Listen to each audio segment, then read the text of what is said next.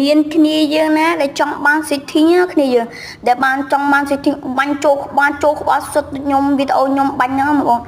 កុំភ្លេចនេះ setting នេះបងប្អូនចាំខ្ញុំដាក់ឲ្យមើលtrongវីដេអូបងប្អូននេះគឺថាបាញ់ចូលក្បាលបាទ freestyle ក៏បាននេះបាញ់ចូលក្បាលសុទ្ធមកបងប្អូនដល់គ្នាកុំភ្លេចចង់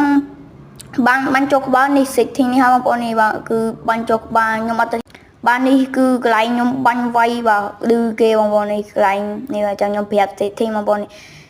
បាទនេះគឺជា setting របស់ខ្ញុំបងប្អូនមកបាញ់រាល់ថ្ងៃបងប្អូនបាទនេះsetting ហ្នឹងគឺ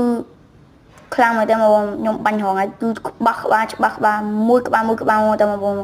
កុំភ្លេចជួយចុច subscribe ក្នុងវីដេអូហ្នឹងអ្នកមួយបងប្អូនដែលបានចូលមើលហើយសូមភ្លេចចុច subscribe អ្នកមួយបងបើគឺថាបាញ់ចូលក្បាលយកតែម្ដងបងប្អូននេះតាមហ្នឹងបងប្អូនតាមហ្នឹងមើលតាមហ្នឹងបងប្អូននេះគឺជា DVI របស់ខ្ញុំបងប្អូនដាក់តែ120គត់ទេបងប្អូនគឺតាមហ្នឹងបងប្អូនតាមហ្នឹងគឺមើលតើបងប្អូនបាញ់ចូលក្បាលសុទ្ធបាទ